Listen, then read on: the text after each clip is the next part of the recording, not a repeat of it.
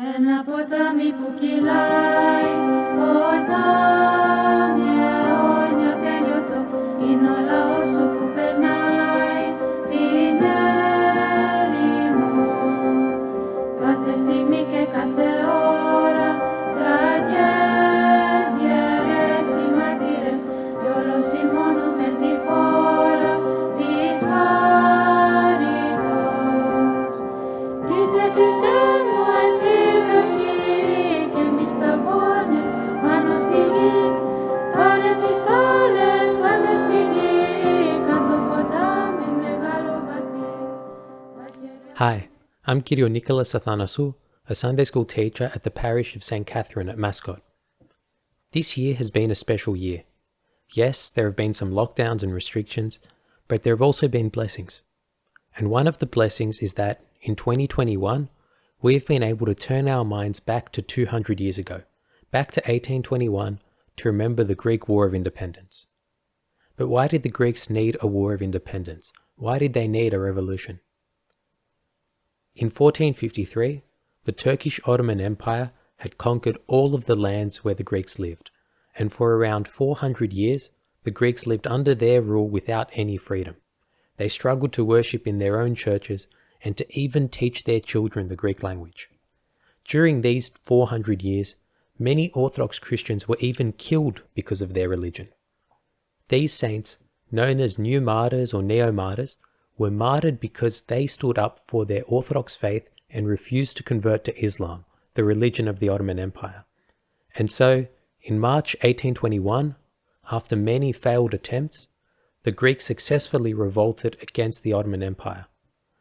In the past couple of weeks, we have been especially blessed because around 50 of these new martyrs who gave their lives for the faith during those persecutions that followed the Greek War of Independence, they've been recognized by our church as saints. So in this lesson, I wanted to introduce you to the stories of 3 of these new saints who witnessed for Christ on April 10, 1821. These are Saint Eugenios Karavias, Metropolitan of Anchialos, Saint Athanasios Karidis, Metropolitan of Nicomedia, and Saint Dionysios Kaliarchis, Metropolitan of Ephesus. Unfortunately, Saint Dionysios is such a new saint that we don't even have an icon for him yet. Saint Eugenios, Saint Athanasios, and Saint Dionysios were born in the middle of the 1700s, and all of them were brought up in faithful Orthodox Christian households, much like us. They were all very smart, dedicated, and hardworking, and went to study at some of the best schools and universities of the age. After they finished their learning, they were all called by God to become priests, and they were all made bishops so they could guide the church.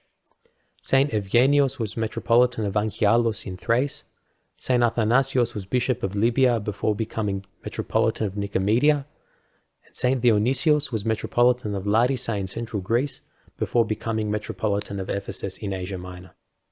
They didn't just educate their people, but also worked to rebuild churches.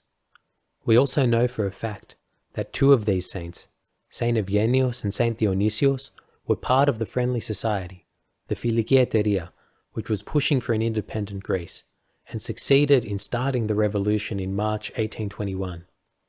And so, turning to April 1821, our 3 saints were in Constantinople, the capital city of the Ottoman Empire, and the news had just reached the Sultan.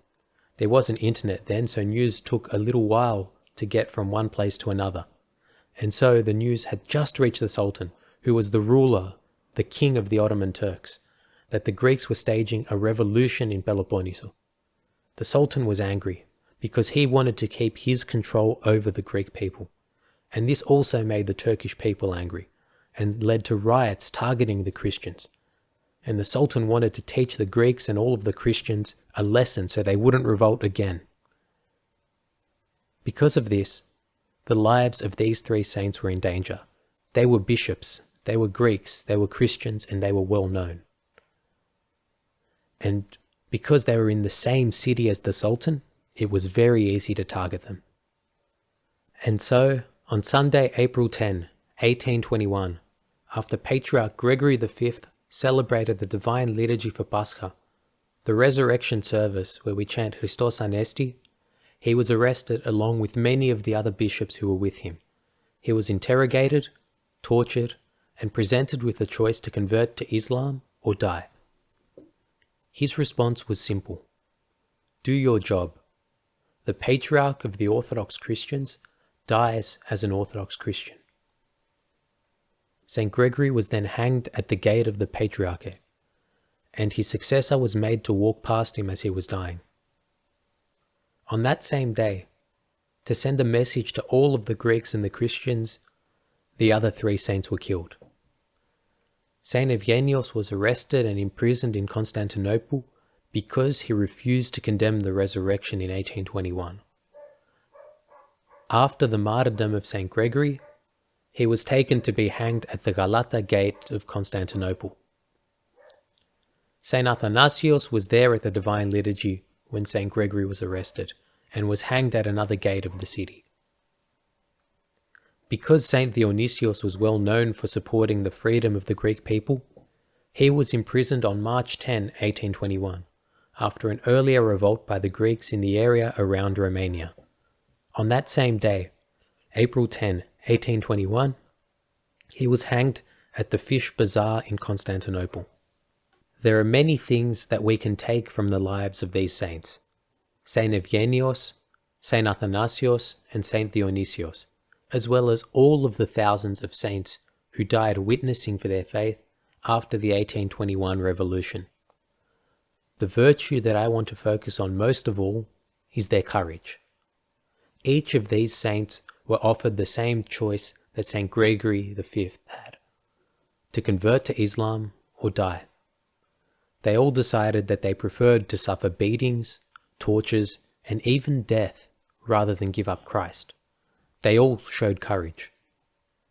Courage is a characteristic which is important in all aspects of our lives.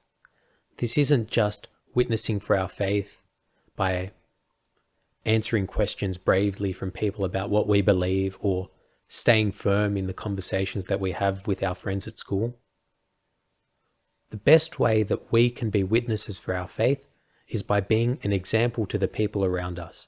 That takes strength and courage. The saints who were martyred, Saint Eugenius, Saint Athanasius, and Saint Dionysius, they were an example to the Christians of how to resist temptations and persecutions. And those Christians who witnessed their sacrifice only grew stronger in their faith. But how can we increase our courage? It's very simple. We can push ourselves in our spiritual exercises, our prayer, our fasting, our reading of the Bible and spiritual books, our practice of the virtues. By taking part in this spiritual struggle, the saints were able to be courageous during the tougher times, when the price wasn't some of their time, but rather the rest of their lives. We can partake in the sacraments of the Church as often as we can. This means when the churches open up again, Holy Communion and Confession. We can remember that we're not alone in this struggle, which is why the sacrifice of these three saints was so important. It showed the faithful that they were not alone. We also are not alone. We have our church, our Sunday school, and our families. We need to turn to God to give us strength and keep fighting. Before the Greek War of Independence succeeded, there were around 70 attempts to gain independence, and all of them failed. It would have been easy for the Greeks to give in, to just submit, but they kept struggling. And it's the same for us. If we work on and develop our courage, we'll be able to bring ourselves much closer to God, just like these three new saints, just like Saint Eugenius, Saint Athanasius, and Saint Dionysius.